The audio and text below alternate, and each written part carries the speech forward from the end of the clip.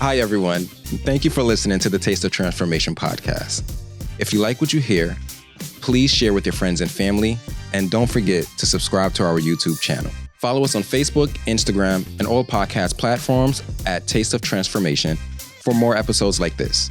If you'd like to be a guest on our podcast or know of someone who would be a good guest, please reach out to us at tasteoftransformation@gmail.com. Enjoy this episode.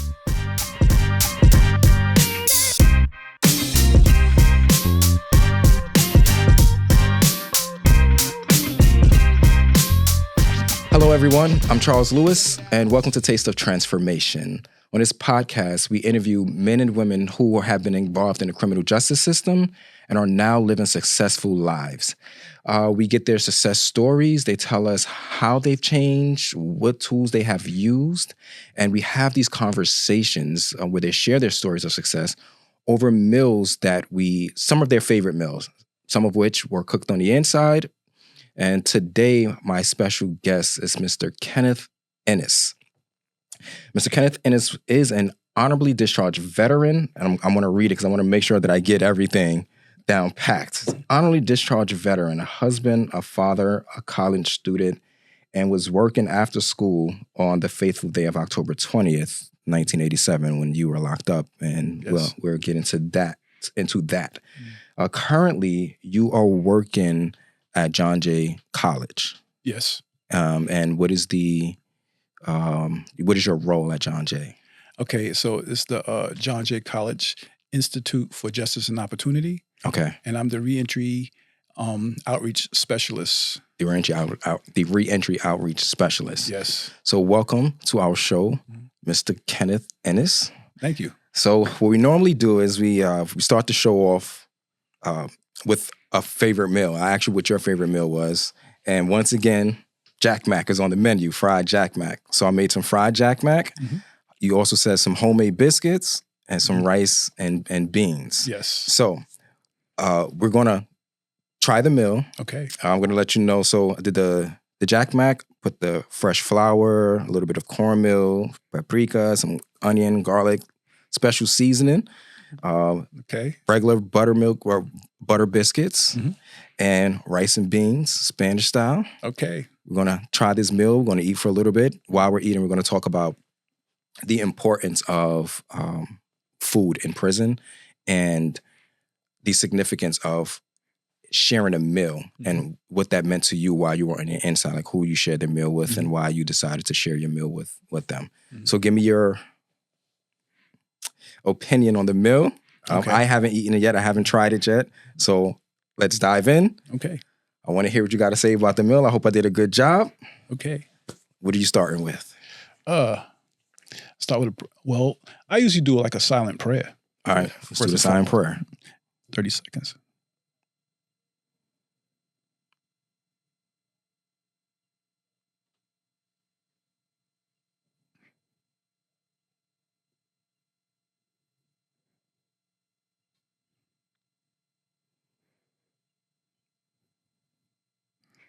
Okay, that's good. All right. So now Where are you digging in? Start with the rice. Can I move this back some? Yeah, do what you got to do.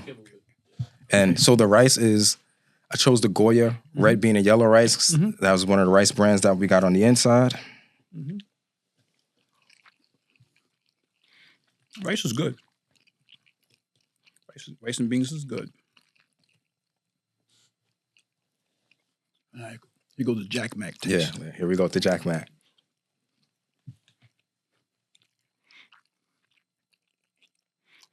Very tasty. Very tasty. Very good. Delicious. And buttermilk biscuits.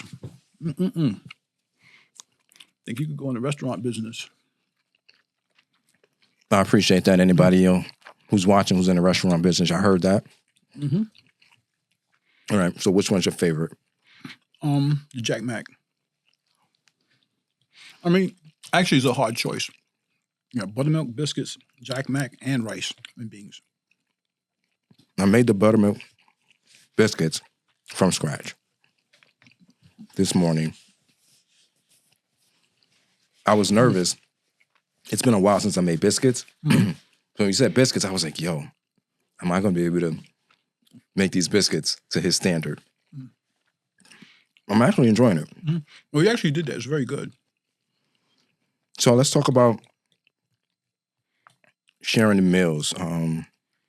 For me, one of the reasons why I wanted to incorporate meal on the show was because I've had a lot of great conversation over meals on the inside and the outside. Family time. The dinner table was where a lot of discussions took place because everybody had a busy day. And at dinners, when everyone came together, you would sit at the table, have a meal, and discuss your day. On prison, it was similar. The difference was in prison, for me, you didn't share a meal with just anyone. If you broke bread with someone, that was your people's. Right. How was that for you? It's similarly. Was this, like you said, was your people? You can bring it closer. Okay, so that's like the sharing of the meal is that normally you get together with your friend. One friend, you put your food together. This one has the can of mac. This one has the rice or something that contribute. It's one of them things where you develop the kinship. And like you lower your guard because we don't eat with anybody, with everybody, but those that we do choose to eat with, we lower our guard. Our guard is lower. We're in a safe space. We could enjoy the meal, and it's something that you put love into it. We always talk about that. You sure put some love in this meal. Like anybody that makes homemade biscuits, that's like an act of love. You ask me, Yeah, because everybody couldn't do it. Yeah. Everybody wasn't doing it. It's like, I can't do that. I don't have any flour. Yeah. Whatever. So you have to go all out of your way to get flour, and you have to get something with some yeast so that it could actually blow up, puff up like biscuits do, nice and soft and everything. So yeah, breaking of bread, eating is probably the most important thing in prison.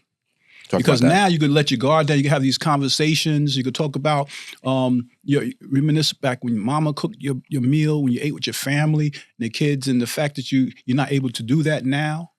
So it's that time that you can talk about family, what you miss about family and the meal at the table and whatnot.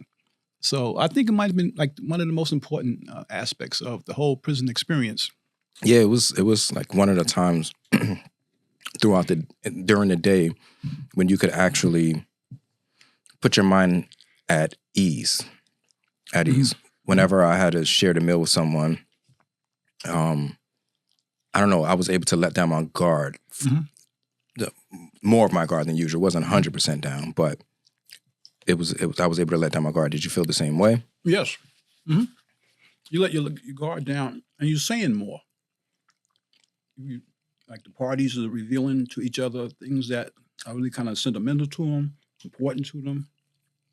What were some of the conversations you would have over meals? I used to always talk about my wife's food. My wife is she's a cook. Some people just cook. My wife is a cook. Okay. And I say, man, my wife used to kill some, whether it's fish, she'd fry some fish. She really fried that fish real good and stuff like that. And if a person don't know you was married or knew you was married, you talk more. So that's where the kindred comes in, that you share. Like some of them experiences about the wife's food, how she would act, how I would be on my best behavior, because she said, my wife just looked at me and said, I don't like your attitude. If I say the wrong thing at the table, she said, I don't like your attitude, because, being like expression of not appreciating like what she have just done. She prepared a meal or taken her for granted, So, yeah, you talk about the hype, same thing at the mama's table. When we were kids, how my mother, she'll always let the boys eat first, even though we weren't the oldest, but she'll get us out the way. Me and my brother, we eat fast. She had 7 kids to feed. So there's been times we all wasn't at the table at the same time, but she get us out the way, and then we eat first round, everybody else eat, and we ready for seconds, kind of like that. But whatever comes to our mind at that particular time, it's a time you can share if you get a chance, because you might not have that much time to eat. Sometimes when you sharing a meal, but you have to take it back to your cell. Okay. But you kind of like share that experience in spirit, because you might not be in that, like we're at the same table, But now if you have to go back to your cell and I go back to my cell, I say, yo, man, yo, Charles, man, yo, you did that. You did the biscuits. You could holler down to each other. And then, other guys might say, yeah, man, y'all some stuff. So we didn't bring them to the table. So what, y'all threw down? You didn't tell me? Next time, something like that. Because sometimes it's intimate. Everybody's not always down, because like you have to be like on the same frequency, ready to move at the same time. Like, okay, here it is, boom, and ready to contribute. Whether that's preparing the jack mac, cleaning the jack mac, cleaning up the pots and whatever afterward. You got to be ready to take care of your end of the bargain. So it was a community. That's a good point that you're making. It was a community experience because whoever was the cook, normally the thing was whoever ate would do the dishes. Right. And so everybody contributed somehow, some way to that meal. And it brings people together and it helps to build that camaraderie. I didn't experience, I did my bid in a medium. I was in Fishkill my entire bid. So I didn't experience having a meal in my cell, like in a max experience, like having a meal in my cell where my cellmate, the person I'm sharing the meal with is a couple of cells down and you got to scream out on the gallery. So I didn't even think about that. What was that experience like for you? Well, it's like prison life. Like we eating, we apart. Because sometimes you might have to ask a porter, take this down to Charles. He's on. Tell that person his cell location, take that down to him. And then he'd be downstairs or whatever. He'd say, hey, touchdown, I got that, yo. And then we holler up to each other, yo, you did that. Some type of positive feeling. Like, it was good, man. Yo, man, I'm laid back now after you finish eating or whatever. It's that moment that you got a chance to share because it's nourishing. Not only the food, the meal don't only nourish the body, but it nourishes the mind and that relationship to the degree that sometimes you might not have nothing to contribute. Well, I might not have nothing to contribute. And you hear your kindred brother say, yo, man, send your bowl. So you don't say nothing, you just send your bowl. And then you come back, we bless each other. Yeah. And then we have other guys who might not, who you feel the same kind of kindred type of bond. If you have extra, like you always good. If I'm cooking for two people, I always got enough to squeeze for the third person. And that might not have what we have. It's not much, but sometimes there's others that don't have as much as we have. Yeah. So it becomes very, very special. Whenever you get like a bowl or a dish, I think that's special. Yeah, it is. It's when you said that, it just reminded me of Mike Love. Him, Cameron, we used to cook together, and they would always, and they were the old OGs, right? So I'm learning from them during the time. They would always make sure that I would cook enough food so that they could bless somebody. That was always like that was a part of the deal. Like, if you're cooking for us, then you got to make sure that there's enough food left over so that we could bless somebody. And in prison, it's a big deal. Like when somebody comes to you, like, yo, bro, I know you hungry, or I know your family don't send you. Yo, man, here's a meal. It's like you see that whole face light up. It does change their day. And they didn't have to ask. Yeah, that's how blessings are. You don't ask for it; it comes. Oh wow, thanks. It's a bond. You don't do it to build bonds, but it's a bond building, like kind of like had that mechanism or that attraction. Because wow, I appreciate that. Because anytime you don't have to eat state food, you don't want to eat it. Yeah. So there's much appreciation. I'm glad you enjoyed it. I'm enjoying it. So, talk to me. Tell us about your story. So you did 27 years for a crime that you did not commit, that you were innocent of. That's true. Let's start from the beginning where you feel comfortable. Talk to us about your story. What happened? Okay. Well, I could go back to when I was how far you want me to go back? Just to the arrest? Wherever you feel comfortable. I go back to the beginning. I was born January 3rd, 1960. That's why I always tell people, because people don't realize how old I am. And I talk about the 60s, the turbulent 60s. I grew up in Brooklyn. We had the Black Power era. The Black Panthers was marching up and down the block. And they would talk to my sisters. I felt like family. We didn't have much, but we had something. We had a sense of power, not only in the activity in the street, but in the music. With James Brown, "Say It Loud, I'm Black and I'm Proud," and then when Martin Luther King got killed, I was in Halsey Park, ready to riot. I was about 8 years old. So that's where it kind of starts. I think that's when my mind starts to develop, and I realized that I don't like to use the word poor, because I didn't never feel I was poor. I knew that we didn't have much. And so it came allowance is something I never got. And I was lucky to get something for Christmas. I might get a gift for Christmas. My mother did the best she could with 7 kids. So I learned struggle back in them times. I would go on Broadway and to pack bags for the clerks that work at the grocery stores. It's like a trade that we don't do nowadays. So you got an adult. Yeah. An adult doing something. This is what we used to do when we was kids. Yeah. So then I moved to Queens. I moved next door to the Saunders family. And I met a friend of mine, Ricky Saunders. We became really, really good friends.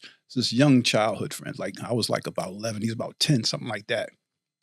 And we grew up together, cutting grass together in the summertime, shoveling snow in the wintertime, getting a couple of dollars. So we got used to hustling, so to speak, earning money together. And that became our thing. And then we went to school. He went to school. I went to school. And then fast forward a little bit, I dropped out of high school. Wow. I dropped out of high school, went to the military. Okay. Went to the military, finished high school in the military, got honorably discharged, came back home.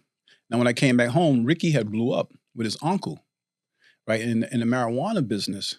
And I wanted in. So I actually got out a little early from the Army to participate in the marijuana business. That's what I wanted to do. And one thing he said to me, he said, "Cuz, man, you don't even have to do this." And it made me feel good because he acknowledged that I have some skill, had some education. I don't have to do this. It's not the only alternative I could do, but it's what I wanted to do. Why did you want to? Because being in the Army, you don't make much money, and the government is all in your business. I was starting to develop this mindset, anti-government mindset, right? And so I don't want to pay taxes. I see the money coming. I see we got autonomy to make money. Nothing really bad, no robbery, nothing like that. Just supply and demand. Supply and demand. Nobody's getting hurt. Nobody's developing any type of addiction, so to speak. And I thought it was like a clean business.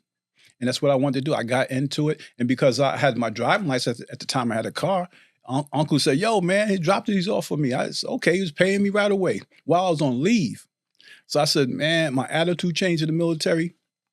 I got out, came home, and that's what I did. I did that for like about from 5-6 years. And in between, so during that time, I got arrested a couple of times. So I'm not no stranger from getting arrested. And so I was used to that. But on the crime, I did 27 years. I did not commit. What happened is that over time, Ricky being my so-called crime partner or business partner, he was responsible for some bad dealings that he and I had got admonished for by his uncle. And I told his uncle, look, I didn't have nothing to do with that.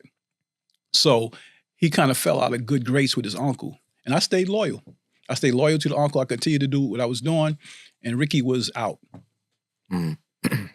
So how did that lead to you going to prison for murder that you didn't commit? Okay. So Ricky committed a crime. Okay. Well, actually, to be totally honest with you, I was acting. I was a part of that crime. I was an accessory after the fact. He took back in those days, 1986, they had like these vans companies that would collect the quarters out the parking meters, right? So he wanted to rob it. So I said, so when he told me the plan, he said, "Yo, cuz, I got it all hooked up already," right? He said, "Only thing I need is some place to bring that van when I get it." So he know I have a house, my apartment, I got like a driveway and I got a garage. So I said, "Yo, cuz, if you bring that van to my house tomorrow at 11 o'clock, I will be there." And sure enough, he had it. He brought it to my house. We cleaned it out. And then, he paid me what he said he would pay me in quarters. That's $1,000 was 40 pounds of quarters. Yeah, that's a lot of quarters. So we weighed that on our triple beam scale that we used back in those days. So then everything was fine. We had a nice Christmas. And then New Year's came in and then he got arrested for that crime. Okay. He got arrested for that crime. So he got picked out of a lineup or whatever. And so now he's not prepared to do that time. So me being his best buddy, and he still is harboring some type of animosity towards me because I was still loyal to his family, so to speak, his uncle. I'm still in the business and he's out. And so we talked. I would go visit him. I would send him like cosmetics and stuff like that while he was in. I tried to comfort him while he was in and thinking that he was prepared to do that time. But at the same time, he was like setting me up, gathering information against me, saying I did stuff that I didn't do. A crime. He said I'm committing crimes like doing hits in the street that I didn't do. Because that's why I mentioned about the military. I did go in the military and I was in infantry. But that's not synonymous with being a hitman, you know. So that's what he said. So so he's telling my whole life story to the police and everything. They gather information and whatnot. They even got another witness. So I got arrested. Not a fateful day, and So the day that you got arrested, like, did you see this coming? Did you know that someone had put a crime on you, that Ricky had put the crime on you? I didn't see it coming at all. Okay. Not at all. Not at all.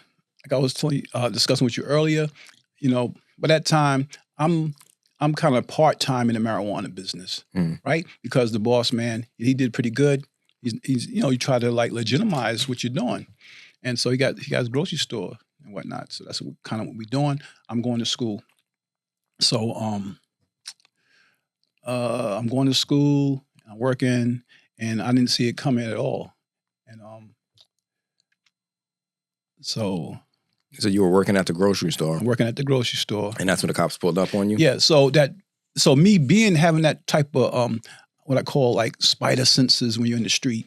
I'm at the store, I see a cop car pull up at the pumps, and it's not a regular cop car, it's the detectives. And I had this feeling. I had this gut feeling. So I asked John's daughter, because she was behind. What happened after school? I come to the store to relieve John. He take the family home, and I work until midnight, and then the next employee comes and take over at midnight. So I'm behind the counter with the daughter, and I said, asked the daughter, I said, "Can you wait on this customer? I'm going to the bathroom." And the next thing I know is boom, boom, police come out, and they arrested me in the store. When they told me, they got me down to the precinct, they told me what they were arresting me for. I was like saying, okay, this is not like getting arrested for marijuana. This is serious. And they started asking me a bunch of questions. And then as I see how serious it was becoming, I stopped answering questions. I just shut it down. I shut it down. I ain't got nothing else to say. So when did you realize like it was Ricky that was setting you up or that set you up? When I called him. How long after you got arrested was that? Not long. I called him. I said, Ricky, I just got arrested. I got arrested for this crime. Did you have anything to do with it? And we would always call each other cuz. And he said, nah, homeboy. And when he said homeboy, nah, homeboy, like he wasn't, he said, like, nah, homeboy. It's like I knew he was lying. Yeah. And that's when I knew. Because we never called each other homeboy. We more than that. We was cousins. Yeah. So I knew he was involved. And then his mother, who would accept calls from me from Rikers Island, she told me don't call the house anymore. So I didn't call the house anymore. So that began your 27 years. That began that journey. Then he made it worse. He said, Kenny did this, Kenny did this, Kenny did that. He did this and this and that. And, to try to save face and whatnot. And it just so happened that he had his family around that time, they moved, right? So then he said, I threatened him. He started saying, I threatened him and all this type of business. So that made it look, worse on me. And like the district attorney had to like protect him, send him out of town or whatever, So I in his mind, he was probably hoped that it would wear me down and I cop out. He wouldn't have to testify against me. But he did. He did eventually when things went forward to trial. He came to trial, testified against me, and the jury believed what he said, and they convicted me. And the judge gave me 25 to life. So that day, when the judge gave you that sentence, do you remember what it felt like and the thoughts that were going through your head that moment when that gavel hit? Okay. So before he sentenced me, because I figured that I'm going down, right? So I stayed in the law library while I was on Rikers Island. And I prepared a motion. I prepared a 330-30 motion to asking the judge to set aside the verdict. So what I did at sentencing time, I asked if he could remove the handcuffs so that I could read my motion into the record. And that's what I did. I read my motion into the record. The judge looked at me like I was a damn fool. I broke down and everything. I said, "This is worse than being captured from Africa and by the slave captors and put on the boat and brought over here." Because here it is, this man, he looking at me like, who's this black kid that's going to tell me 9 reasons why he should set aside the verdict? And then he asked the district attorney, "You got anything to say about that?" He said, "Yeah, man, I never thought then, and I never thought now that Kenneth Ennis was innocent, and I recommend he get the maximum sentence." And he said, "Yes, 25 to life. That's it." And I almost I just was numb. My mother was in the court. My wife was in the court. My mother had a friend with her. So I had family in the court. Yeah. And it was just one of them times I had to stay strong. I got to stand strong for my family. And that's what I tried. That's what I tried to do. And then so they took me inside Queen's house of detention, and I was like in a state of limbo. How old were you? At that time, I got arrested at 27. It took me like almost 2 years to go to trial. Okay. So I was 29 now. But I'm in a state of limbo. Like I couldn't even breathe. I'm trying to be strong because I'm here. I'm standing up. I got a little bit of discipline, from being in the military and being who I am. And I just tried to just be strong, don't say anything. And but I couldn't breathe in Queen's house. And then after I got convicted, I guess it was a Wednesday, something like that. And by Saturday, they moved me to Rikers Island. So I was like, oh man, that was kind of like a blessing for me, because now I could go out in that air and I could walk around the yard and I could just try to, think about what's happening. Right. And then so what was when you were on Rikers, when you were transferred from Queen's house. From Queen's house to Rikers. Right. You're on Rikers for a crime that you didn't commit. You sold marijuana, but it wasn't like you were like heavy into like the street life. Like you were going to school. Nah. I was trying to polish up my act. Right. I mean, and that's the whole thing when you straddle the fence. It's kind of hard to give it up. Yeah. The day I got arrested, I did have marijuana in my knapsack. Okay. I had a couple of guys in school. I was their supplier, and I had a couple of guys that would come to the job because they knew that I had clientele. So I have to have supplies. So I had supplies the day I got arrested. So now you're sitting on Rikers, knowing that you're innocent. What were some of the thoughts on your mind that was going through your mind? Because like you're innocent, you were straddling the fence, so you were in school, you were in college, you was doing your thing in college. Did you have those thoughts of like, yo, I really messed up, like I should have stayed with school, or like what were those thoughts? I thought back to my mother. My mother told me earlier on, she said, I don't like you hanging with that guy. Right?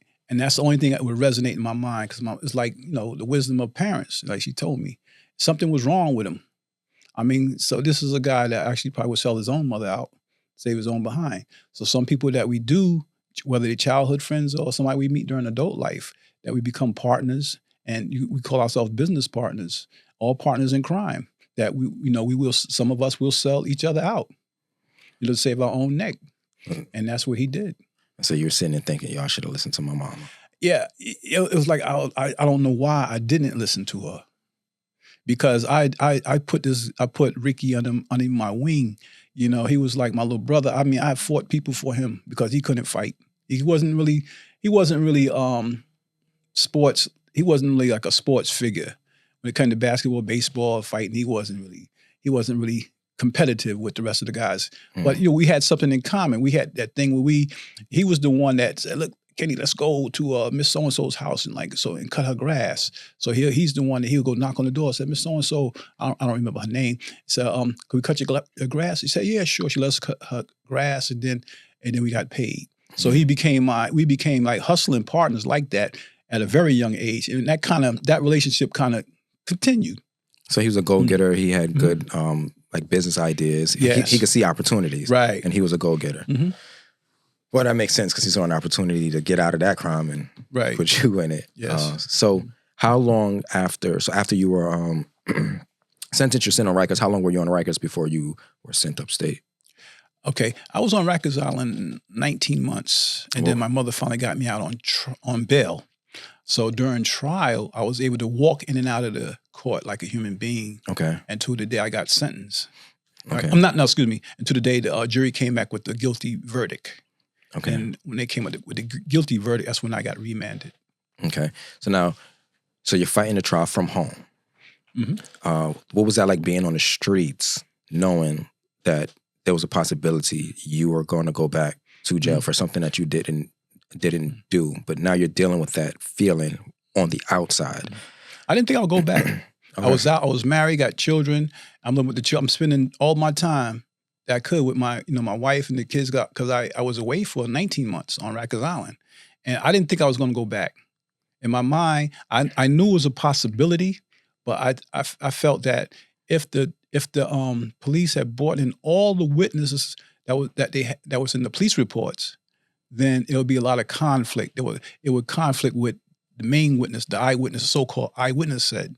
Ricky said he seen me commit the crime. He said it's like about a year later, after the crime.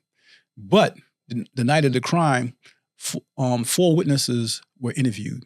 And then when the detectives investigated, they said that they went to these 4 witnesses, and these 4 witnesses. See, Ricky, he put himself at the crime. And then when the detective asked these witnesses, did they know me? They said no. Did they know Ricky? They said no. And they asked the same witnesses, do you know this other guy? Oh, yeah, we know him. Like the guy that was actually there the night of the crime. So it was all in the police report. So I said, okay, we starting trial. Let's go. And they're going to bring these witnesses in trial. And so it'll show that there's some contradiction in Ricky's story. So you were betting on that. You really thought that the cops would be able to see the contradictions. I thought that they would, but they never brought the witnesses in. The district attorney misled us. My lawyer addressed it as bad faith, and it was like a really blown out thing. My lawyer shouting out at the judge, and the judge told my lawyer, he said, "Don't you ever speak to me in a raised tone of voice again." And then he instructed the district attorney to give me the defense, the address to these witnesses, and over the Memorial Weekend. And he said, and that was that. We never found the witnesses. They never brought them in. So it just seemed like the deck was just stacked against you. Yeah, so the witness stacked the deck, and then the district attorney didn't bother. It was conflict because I got the police reports. It was conflict with the main witnesses, the eyewitnesses' testimony. So they never brought the witnesses in. My lawyer said they probably sent the cops at them and probably scared the mess out of them. Right. So let's fast forward. So they go to trial blows. You get sent where? I get sent to, back in Rikers Island. Okay. And then from there, I go to downstate, and then I go to Sing Sing. So now, I had friends I met in Rikers Island. And now I'm in Sing Sing. I'm starting to see some of them friends. They got there a little before me. They became my friends. I work out with them. They talk to me, and we talking and stuff. And a lot of people were sad to see I was still there, because I was obviously got more time than most of the guys I was with on Rikers Island. But nevertheless, we still went to a maximum security prison, and I had to start to serve the time.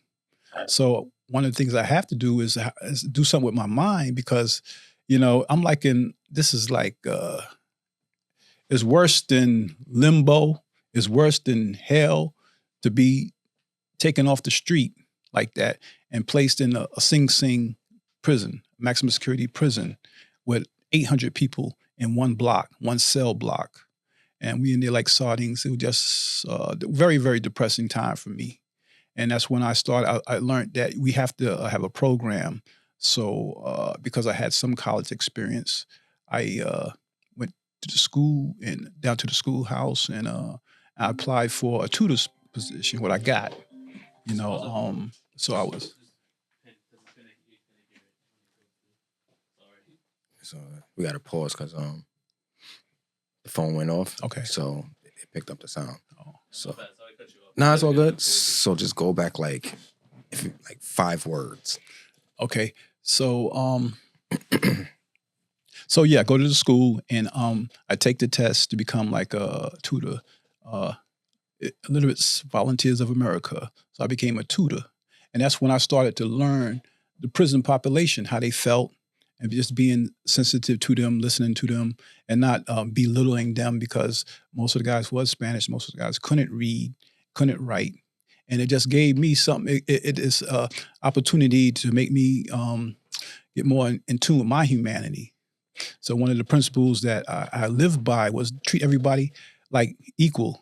Like I want to be treated like a human being all the time, and I would never ridicule anybody or say anything about people who I don't know. I am guilty of using blanket statements for a certain population, like in general conversation as we do, but directly I wouldn't ridicule anybody or whatever, because it wasn't about them. It was about me. I'm the one stuck here in the prison, for my relationships and people I had in my life. And my family was the ones that suffered the most. So did you ever find yourself going through a like pity party while you were in there? Like, how come me? Like, why me? Yes. Okay. It wasn't necessarily a party, but in your mind. I mean, yeah, why me? I mean, this is something you read about in the papers or whatever, or in movies on TV or whatever. But yeah, why me? And as I was talking with you earlier, every time I go to court, I always read Proverbs. And the more I would read Proverbs, it's like, why not you? You had these. These warnings. Had these warnings. I mean, like it's like everybody's voice that ever spoke to me is like it was resonating in my head. And somewhere down the line it says, you're going to do this time. It never said how much. I didn't feel. It was like, that's what the Proverbs, that's what I was gathering from Proverbs. You're going to do this time. But then I read the scriptures. He said, the Lord is not going to put more on you than you can bear. So I never thought that it would break me. Okay. I never thought it would break me, but I said, I can't let nobody else in here break me either.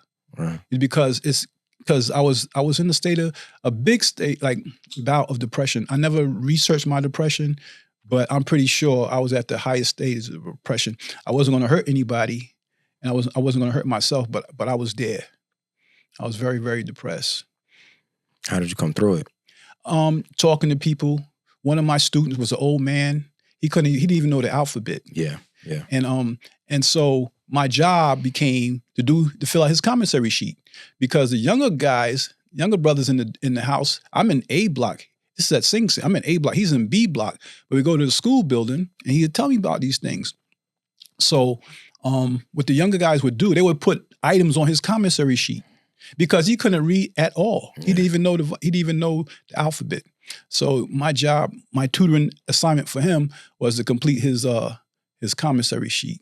And to me, that was more gratifying than anything. Yeah. Through that time, that's what kept me. That's what I remember the most. When he would go to church, I see him in church Sunday.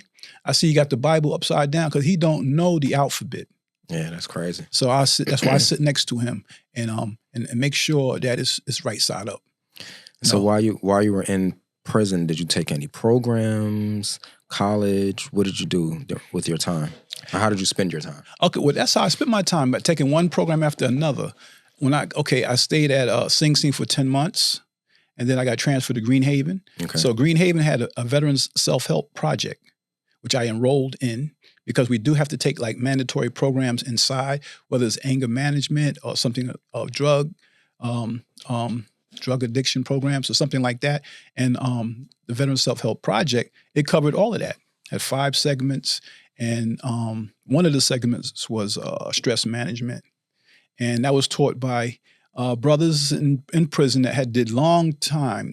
They've been in for long times. And they obviously, to me, knew what they were talking about. And they actually taught me. I'm in class. I'm a good student. I'm learning about how to manage stress, and like how it's not negative or positive, it's how you perceive it. Stress, leadership, drugs, violence. We dealt with all that. There's another component I can't remember. But so then I learned the value, and I started learning the value of these programs. Why are they here? That was a federal program.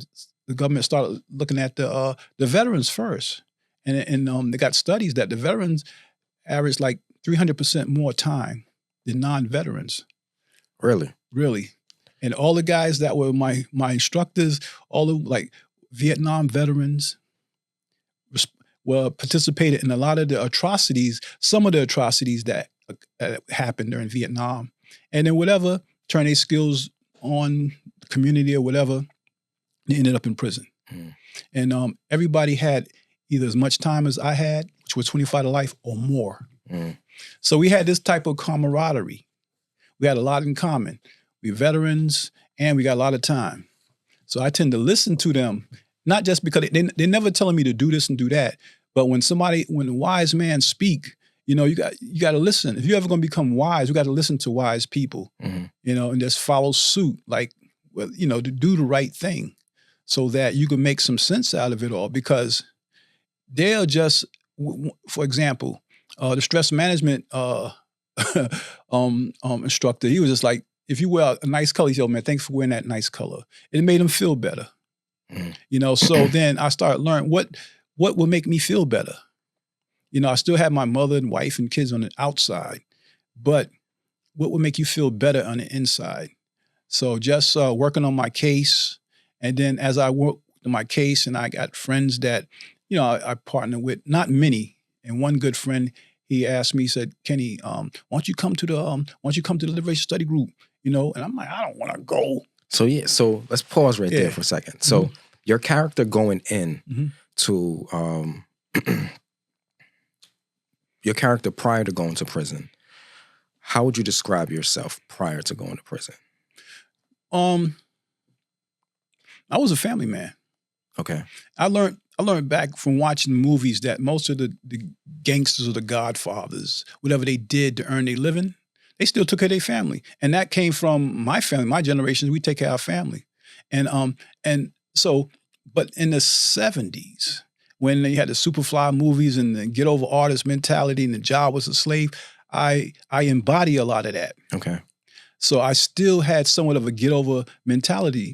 Had I not, I wouldn't agree with Ricky to be on the tail end of that crime that he committed. Right. So when you got locked up, how long into your prison bid did your character start to change? Did you start to develop into the person who you are now? And why? Like, what was it that made you decide, like, yo, I need to become a better person? Okay. So now I did Rikers Island, I did Downstate, I did Sing Sing, now I'm at Green Haven. And that's when I started to see, like, through the Liberation Study Group, like the instructor, he said, "Let us come to terms with life." And it's like an open and right. And then when he said, "Let us come to terms with life. Our life is in the human struggle. The struggle is painful and deep. The struggle holds death and life. Out of the struggle of the now, we will create a human world of the future." And that did it for me. Why? What was it about? Because it just spoke to my heart, and to my soul, and it forced me to figure out why we here. Why we here, and why we here for so long. So why were you there? What conclusion did you come to as, like, why was Kenneth there? I was there for, leaving my mind open for the negative input of others. Okay. Meaning that if you came to me with some negative scheme or something or other like that, I might say, "All right, let's go for it." Like when Ricky came to me, he said, "Look, all I need is somebody to be home with that, have a place where I could bring that van." I said, "Okay, cool. I'll be there." I cut a class at Queensboro, so I'll be home at 11 o'clock because time is important. And I was there at 11 o'clock when he got there with that van. And then I took over. I said, you Kenneth drive. I said, get out that van. I drove the van into my backyard, up into the driveway, to the garage, and I did most of the emptying out because I know we didn't have no time to be wasting. And we cleaned out the van, and then he took the van and got rid of it. But that came back to haunt us. So it was leaving my mind open for the negative influence of others. And when Larry White opened up with that opening right, it kind of like, that's what did it for me. Like, wow. And I started, learning, I try to be a good student, learning about oppression, how we oppress each other, the conditions in prison, the conditions in the country that had created the climate so that we would come to prison. And I'm not making no excuses. I don't say I'm a victim. I don't make no excuses. As far as I'm concerned, I never hurt nobody's son or nobody's daughter. I hurt my own family, and they have forgiven me, and I feel blessed, and I just went on from there. So you spoke about the the negative mind frame that you had of always trying to get over, and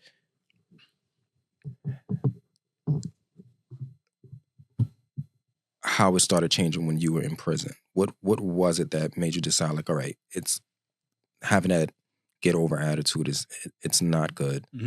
And what practical steps did you take to no longer have that mind frame? Because changing the way that you think is difficult. Right. It's difficult because you've been so used to. It's a long-term process. Yeah, you're used to thinking the way that you've been thinking for, let's just say 20 years, right? Let's say you started thinking that way at the age of 7. So for 20 years, you've been thinking that way.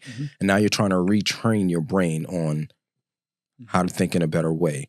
What practical steps did you take to get over that get over mentality? Talk about that. Okay, the first thing is that other people, like in group settings, will call you on your stuff. Okay, me leaving my mind open for the negative influence of Ricky, right? Why? Because we're gonna get over. We're gonna get over. We're gonna get money. So now you have to place. You got to say what's wrong. You want to try to come back to your true self.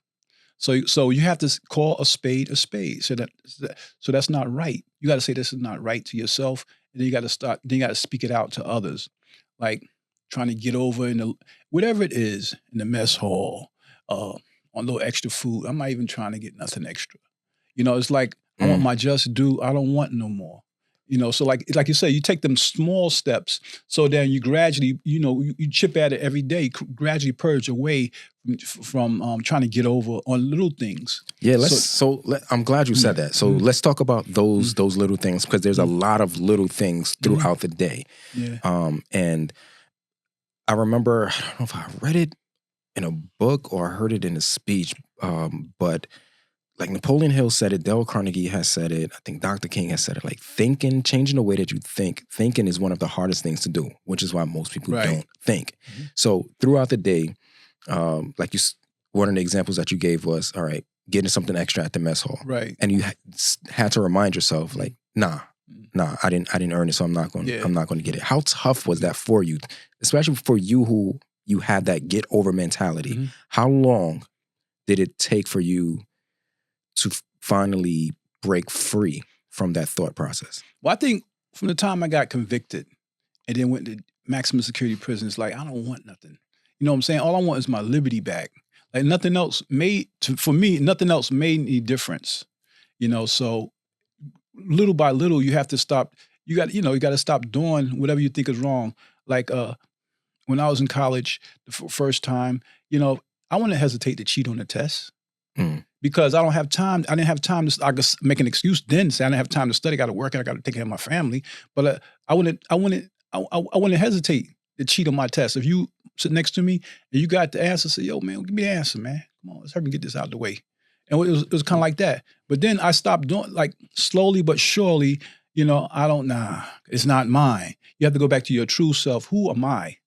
Somewhere you have to find. You got to make those little steps to find, who am I? Why am I doing this? How did I develop this mentality? How could I change this mentality? Well, one step at a time, one thing at a time. So when I stopped jugging at people. I stopped being condescending to people. I just meet people on a level and talk to them. Like, again, I try to maintain my humanity, but also I have to see the other person's humanity and say, look, that ain't even right. Be able to speak truth to myself, internalize it to myself and speak it out to others so that we could agree that, that's not what we're going to do.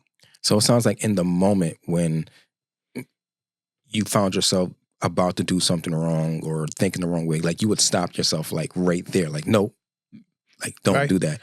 How many times throughout the day did you have to do that? All day long, all day long, because it's not going to do, that's what got me here. Right. I mean, it's not the fact I didn't kill anybody, but having that get over mentality with a get over person.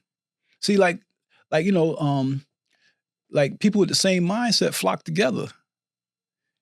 So if we together, me and I say you doing wrong, you're trying to get over. You're not trying to get over on me, but we can't get over in the system. We can't beat the system. The system already beat us. So we have to think about how could we get out of it? How can we free our mind? I think that's it's hard.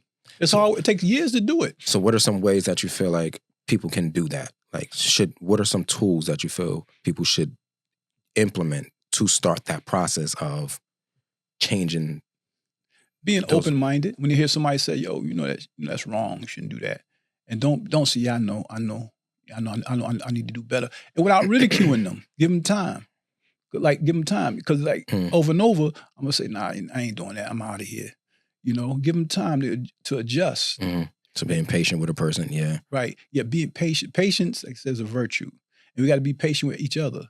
And if prison ain't teach me, it taught me how to be patient. And I'm still working on my patience. Absolutely. And I still go back, to discipline of meditating. Even if it's for a couple of seconds, meditate for a second. Let it blow over. And sometimes, most of the time, people come around. Sometimes people won't come around.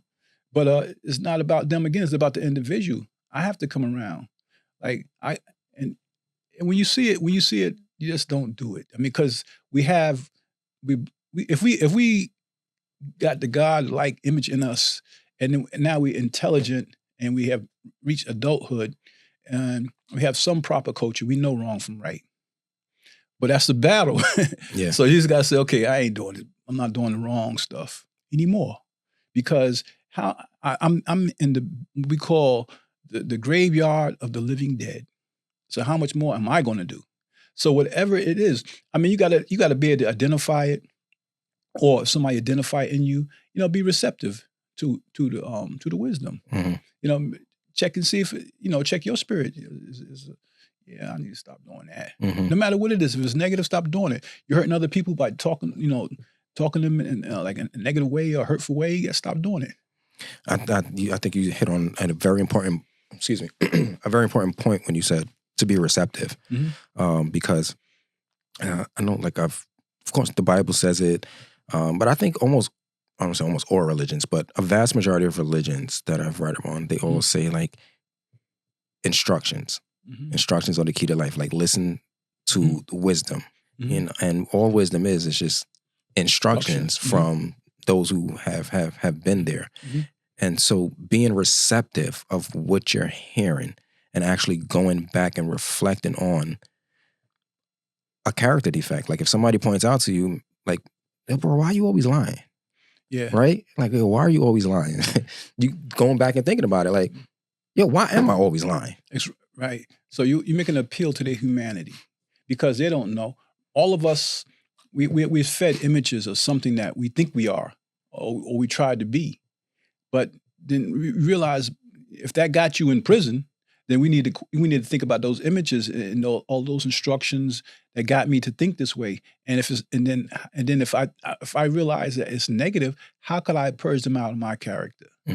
By one thought at a time. And then replacing them with some type of negative, some type of positive, like a goal or attribute. So say a practical issue. I'm not going to do that no more. So if I tell you that I'm not going to do something more, you say, yo, Kenny, man, you just talking bad to that. You were just talking down to that dude. Oh, I said, oh yeah, I was. All right, my bad. Right. I'm gonna apologize to him too. Right. Because I have the least amount of fights, I believe, probably for somebody that did 27 years. And it's been time I was scared to death out in that yard. But I had to go confront my adversary and say, look, if I offended you, man, I apologize. Mm.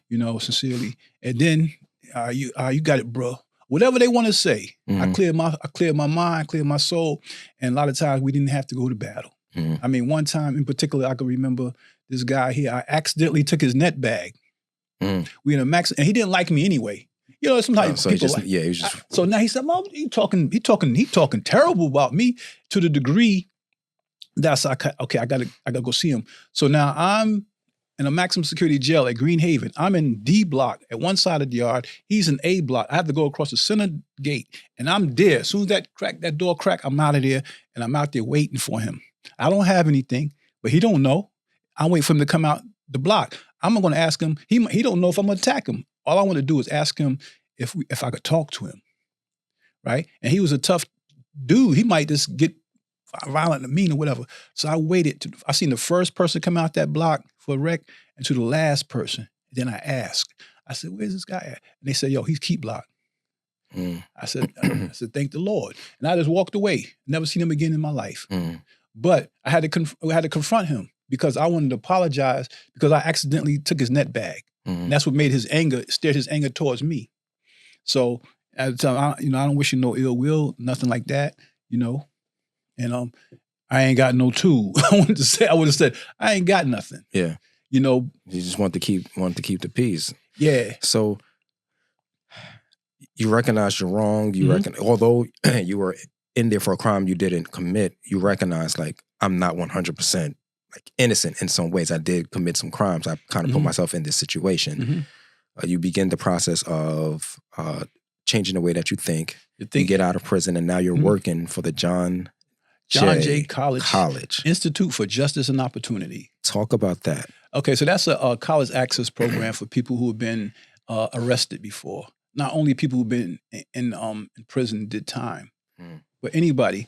And so that's been really rewarding for me because I get a chance to talk to people who think that they couldn't go to college, that think they're not smart enough to go to college, or they can't go to college because they got a felony or whatever. So again, I put on my counseling hat and my brother hat, and we talked. We had those conversations, and I could walk them right through the process where they could sign up if they need a GED to get on the. We got a program we call college readiness program. So look, I said, if you need a GED, I said, my brother, I've been doing this for like last 30 years. Ain't all that. I work with you one-on-one to make sure you get it. And from there, it's just gratifying that I could turn if I could make one person a day and that I work see the need for education, then as far as I'm concerned, I did my job. And that person will have a significant effect on himself, his family, and by extension, the community. Because you see from the lens that I look at from the bottom of the barrel, I was inside prison at the bottom of the barrel when all we had was each other. And each one of us, everybody's not going to do it, but a group of us, we took time out to talk to each other, to listen to each other, and give credit where credit is due to each other.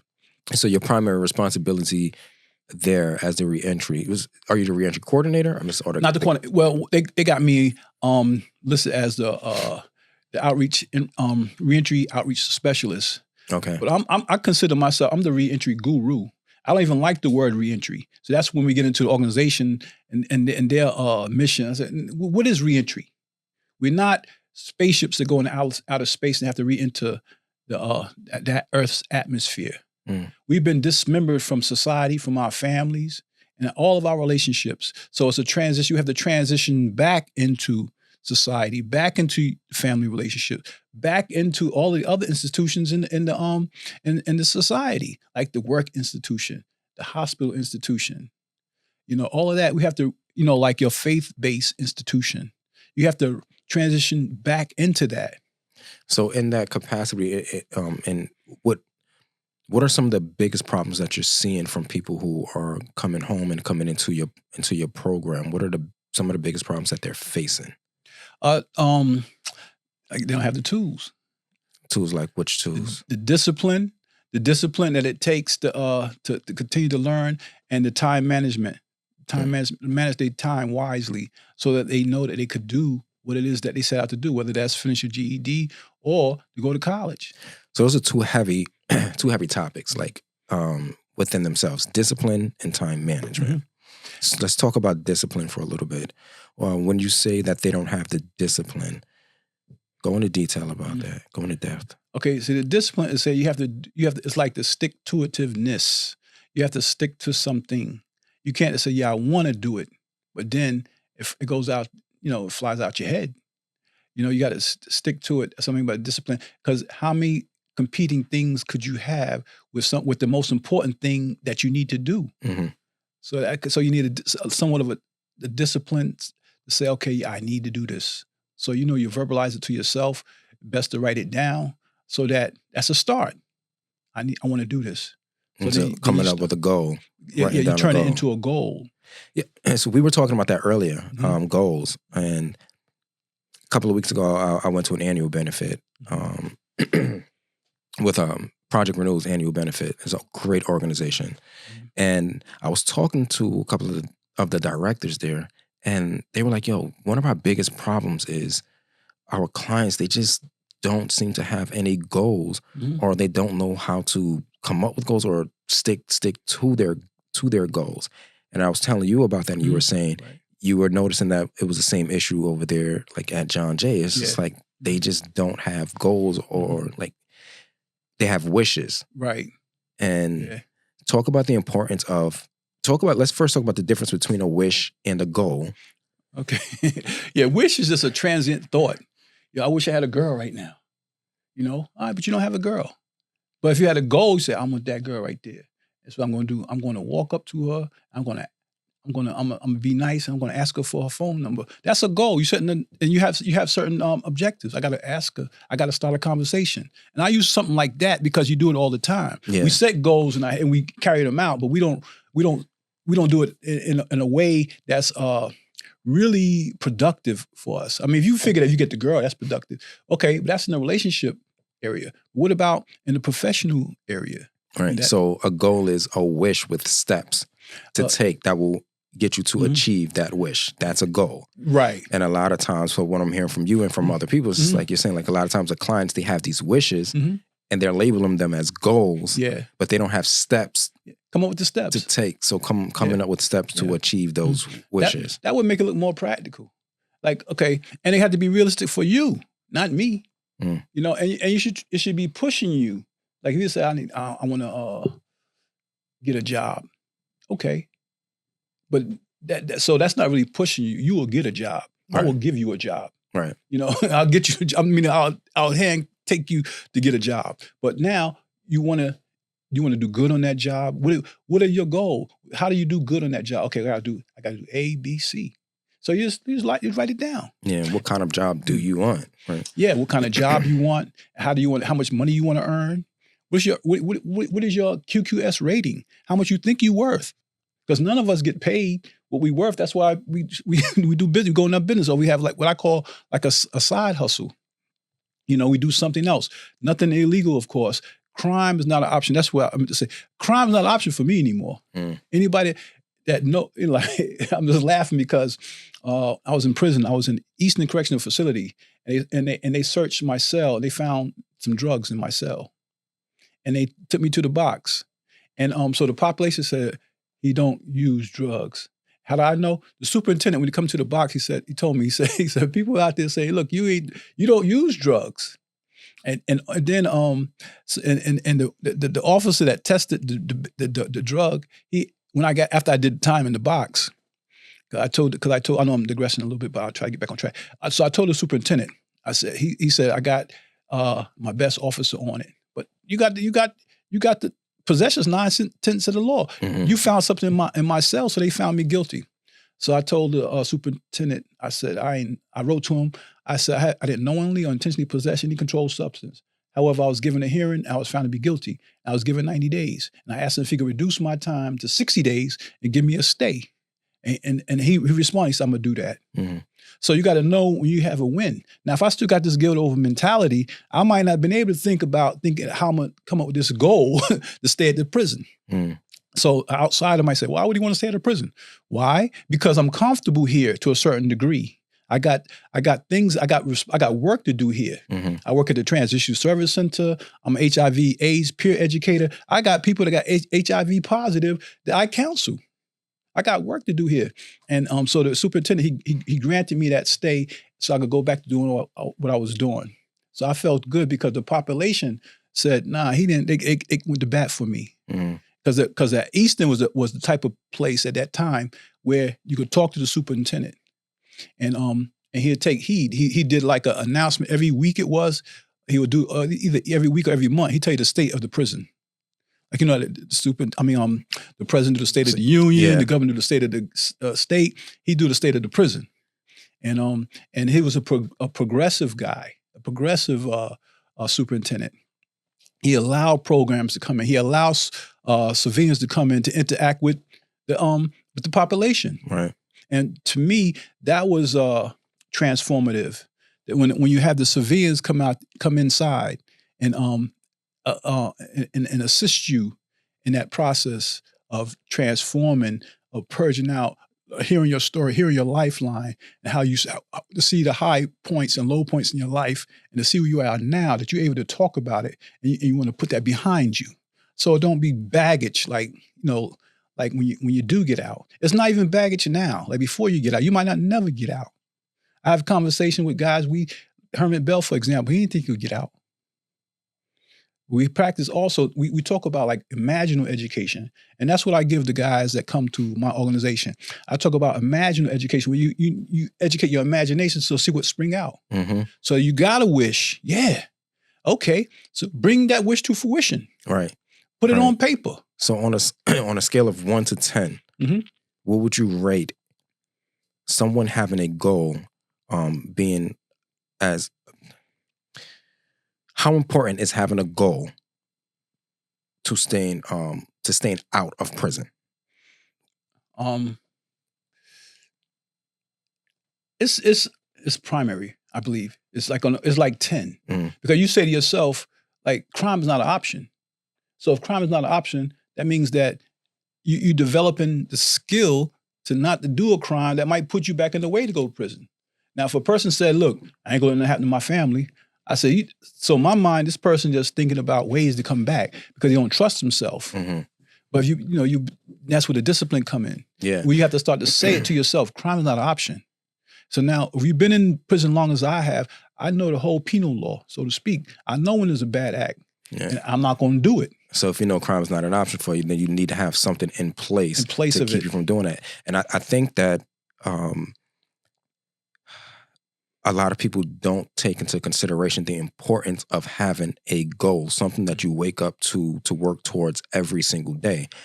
Because having that goal, I know for me, it's very important, having a goal to live towards. If you have a goal to live towards and you're working towards that goal every day, it means you're thinking about that goal every day, which means you're not thinking about all of these other stuff. You're not thinking about the crimes. You're not thinking about doing any of those things because you're literally focusing your time and attention on achieving that goal, which is why having goals is so important.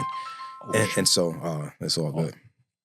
So and then this sort of second part to that, you and I were talking about what the goal is: discipline. Right. Having disciplining yourself to staying on course to carry out that goal. Carrying out those goals. Yeah. How has that been at John Jay? Like, are you seeing that your clients have a lot of discipline, or are they struggling with discipline? Struggling. Because like you said, most guys, you're probably exception to the rule. Most guys come out of medium, they don't have the opportunity, they don't develop that discipline you need to make it in the world. I mean, okay, you smart. You got into a college program in prison. Give yourself some credit. You could do anything you want to do, but you have to believe it. So you got to believe it. You have to now. You got to mark something down, so that you can hold yourself responsible. Because when you mark it down, that goal or that belief, it pulls you into the future. Now you going toward you making steps towards that goal, away from the old self to the new self. Now you become that new person, and you'll never know it until somebody else tell you. Somebody's going to see something different in you, and most likely it's going to be a family member. What are some ways that you exercise discipline in your life, practical ways that you exercise discipline in your life that your clients can benefit from if they were to put it into practice? For example, for me, a discipline that I work really hard at is making sure I read at least 15 pages of a self-help book a day. Okay. That's a discipline for me. Mm-hmm. And some days I read 15 pages, some day I only read one, but every day I'm reading. Right.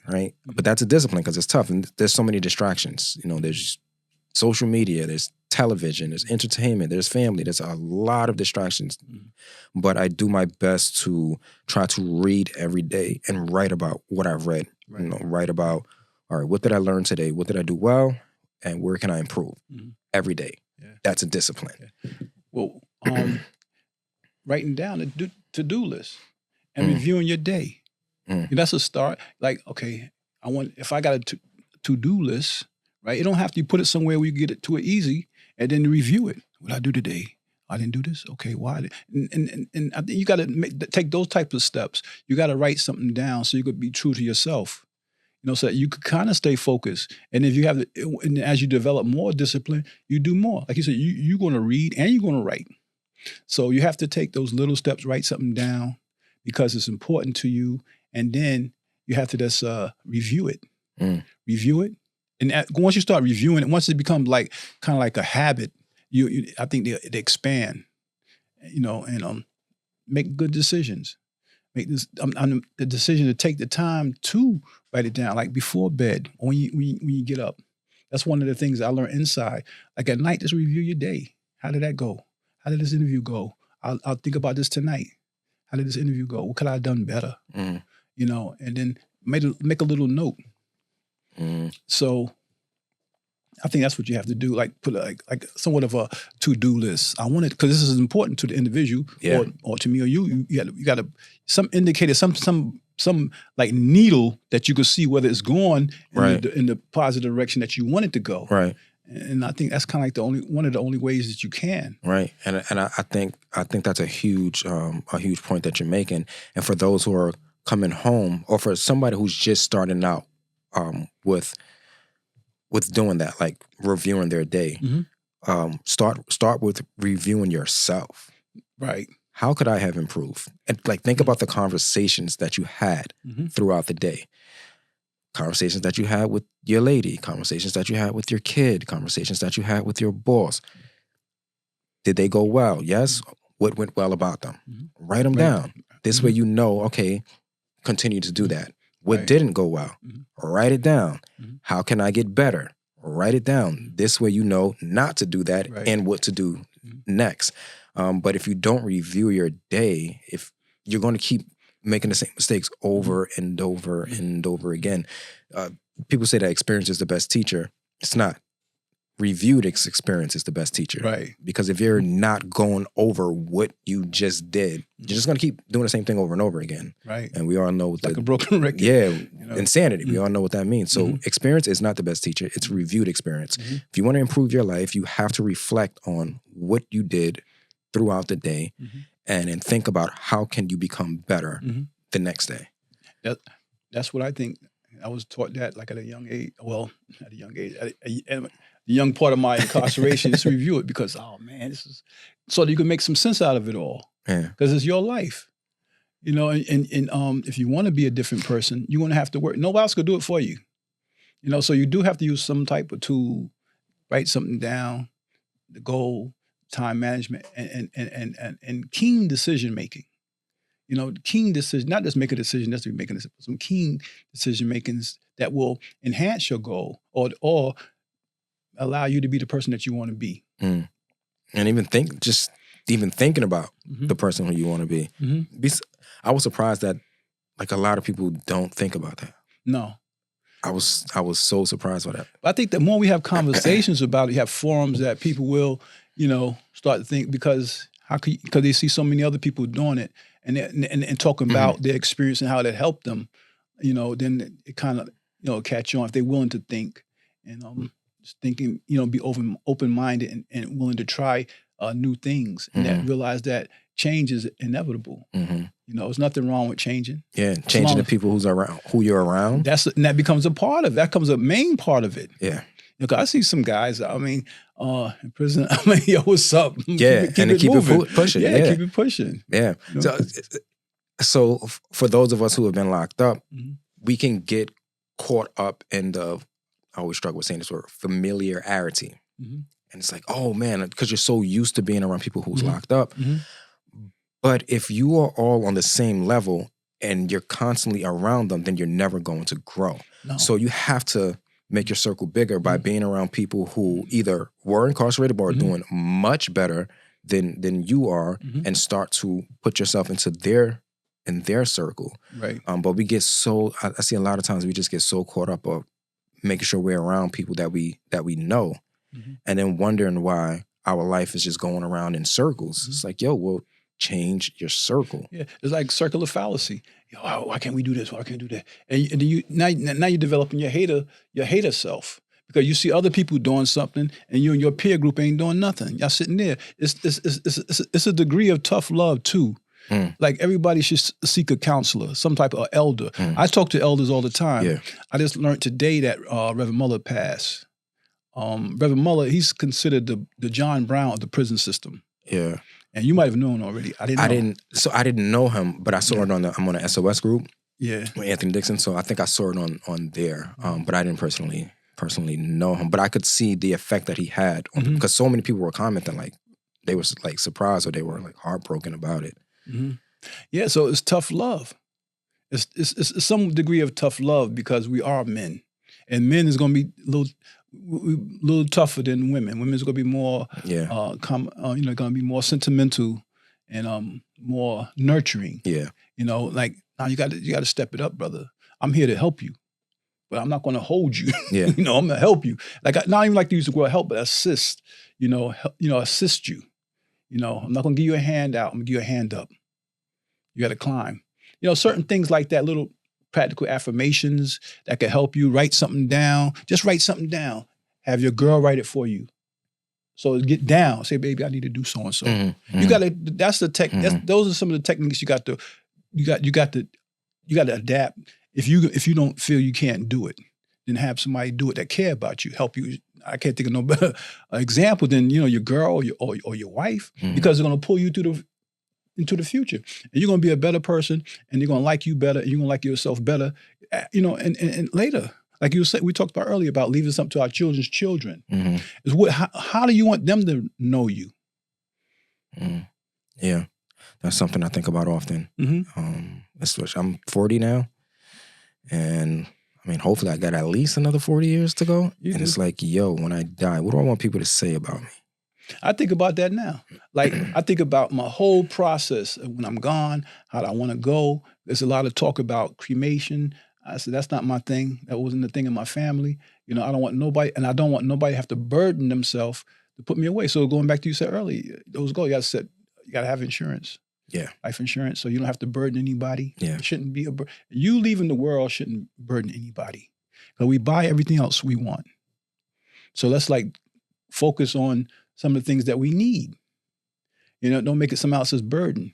I think that's the saddest thing in the world is when a person have to pass, make the transition, and we can't, that person can't be sent off the way comfortably.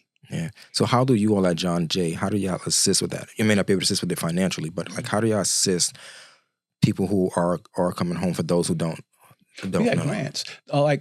It's such thing as a Havens grant. It's like for emergency. If a guy need emergency money for clothing, school supplies, like $500, I heard seeing as much as $700 for clothing, school supply. We apply for those grants for the individual, and we also we utilize mentoring, peer mentorship. Okay, we help out with technology. Do you have trainings, workshops, things like that? Workshops. I do workshops all the time. Okay, unscheduled workshops. If you're listening, and I'm on the clock, I'm working. I'm working because I'm the outreach. I'm an outreach reentry specialist. So if a person is dealing with reentry issues, then that's what I'm going to do. I'm going to talk to that person about it, get them to think about some concepts, and then leave him with that so he can twirl it around his brain so he can see what he come out with. Because I'm saying we individuals, we have to be able to come up with our own decisions. And when we need assistance, then you ask for assistance. But you don't want somebody to do the whole job for you. Then you're not going to be authentic. So we kind of want to be authentic. So when we get the tools, you use the tools and come up, make your own decisions, so that you're free from what Bob Marley called it, mental slavery. Mm-hmm. And because it's work. It's nothing to die, but to live is work. It's work. It is. And to live good is hard work. It's hard, but it's beautiful. Yeah. If you could embrace it, and you could see by your peers. Look at you, Brother Love, Brother Anthony, doing things. Y'all are my peers. We have eaten of the same bread. Yeah, we're not begging, not making excuses. Not acting like victims. Yeah. Yeah. So we have to break all of that, those negative characteristics that we have. Break from thinking that the state have to take care of us once you're out. Yeah. With all the gentlemen that you named, including myself, one of the biggest things the one thing that we all have in common is our continual pursuit on personal growth. Mm-hmm. And I think that's another principle that men and women who are coming home should implement in their daily lives. Mm-hmm. Just because you're 40, 50, or 60 years old does not mean that you stop growing. Every day we should be pursuing personal growth. We should be getting better every single day. And it literally should be a goal that we set. Mm-hmm. And that's something that I think we all have in common. Mm-hmm. Anything new that's happening with John Jay, or anything new that's happening with you? Anything you want to let the audience know about? Well, there's a new job opening up. What's happening? Talk about it. Well, it's a senior director of programs at John Jay. At John Jay. Okay. So I applied for it. I'm hoping to get the job. Okay. Now, I'm hoping to get the job, but the way things work at my organization, they probably won't give it to me. They'll probably give it to somebody else. But that's fine with me, because whatever, I'm like this. See, I believe in building bench strength.